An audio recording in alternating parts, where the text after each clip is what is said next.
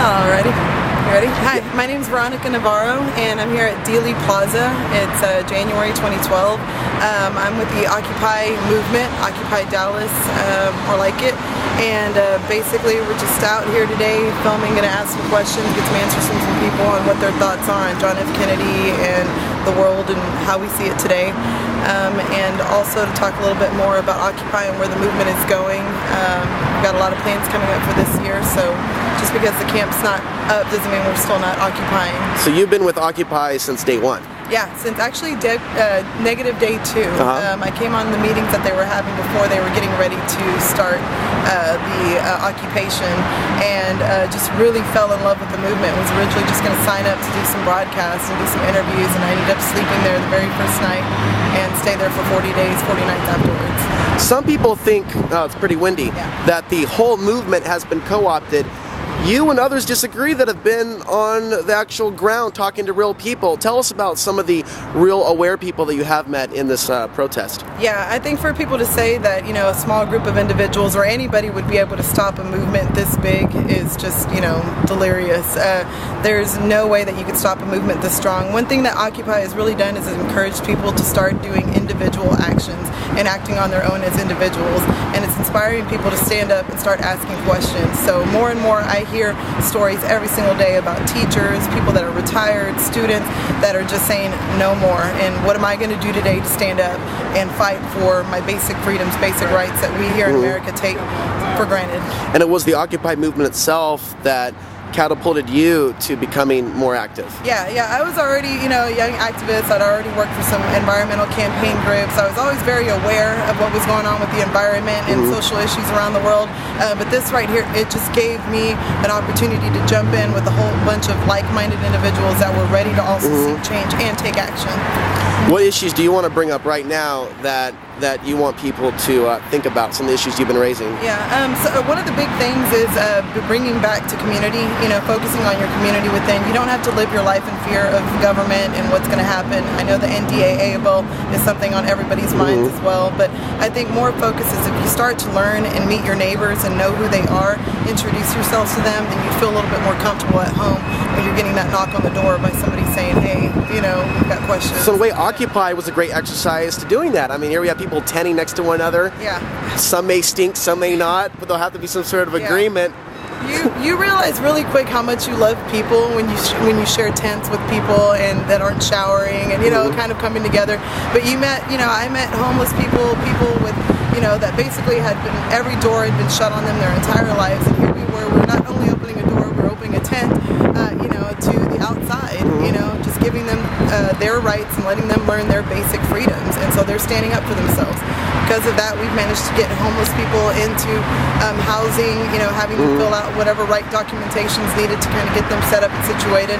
But more importantly, they're standing up now and helping and extending that hand to individuals who need help on a lesser level.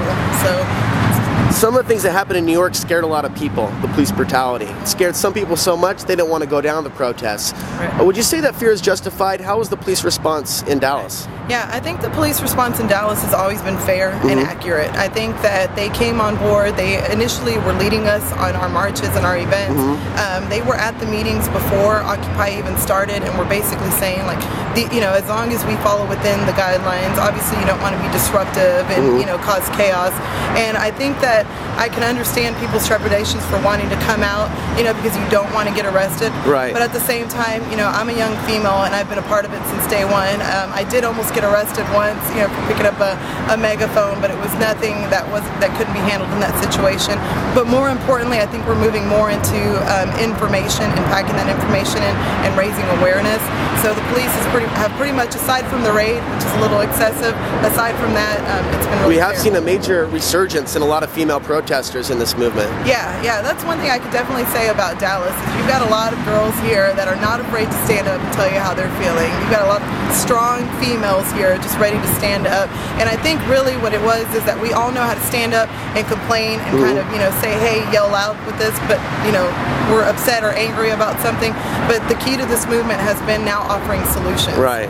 Yeah, there was a sign in New York that said, you screw one of us, we just multiply. Yeah, no, and that's absolutely true. When the camp when the encampment got taken down, the very next march that we had over 300 people there, and these were people that had not been participating in some of the rallies and the events that we're having, but as soon as they heard that our camp was taken down, they were there, like, no questions asked, anything, ready to hold signs, ready to march again. Now, for those people watching this that have stereotypes about Texas, just because, of this particular place right now, which we're bringing healing to by having this conversation, what would your response be to people that are still viewing the world through the lens of stereotypes? Yeah, I think that, you really need to just seek within your own truth and what you see with your eyes.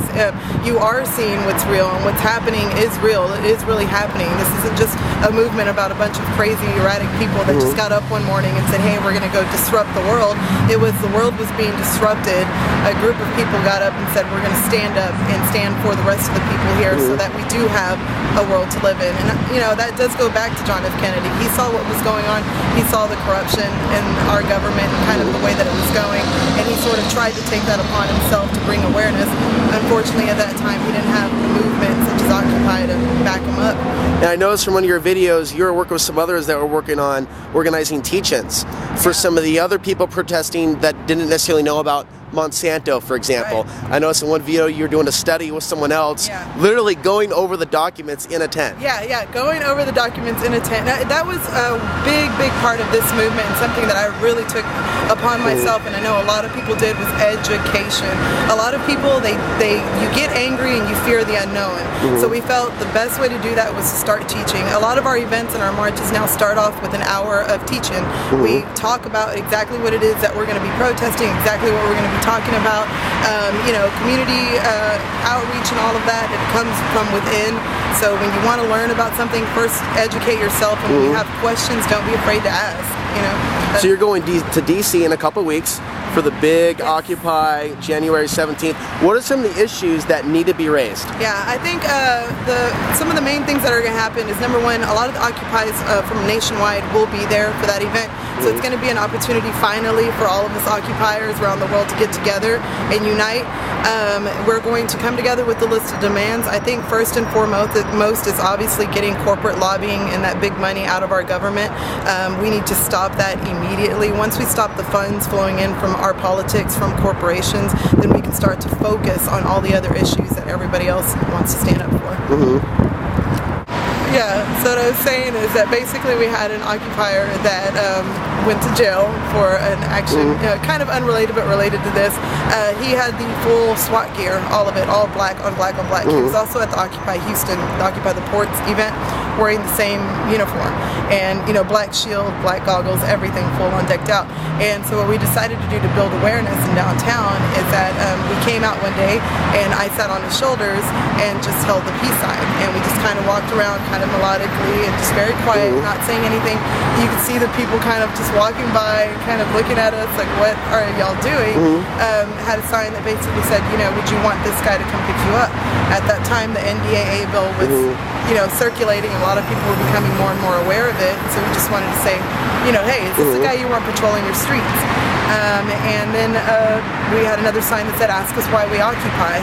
Just trying to engage people in conversation. Yeah, trying to get people ask And if people that want to, whether they call it the New World Order or the corporate take over America, however they define the evilness, if we can't talk about it amongst ourselves, how are we going to be able to deal with them? Yeah, no, exactly. And that's the thing, sparking conversation. That was one thing that I could definitely say, being out at Occupy on camp, the conversations, and people would say arguments, if you couldn't, stand to get into a heated debate, you might as well have just, bow down and not stand up, but these were individuals, all ages, 19-year-old to 60-year-old, having really serious heated debates and discussions about what was going on in the world.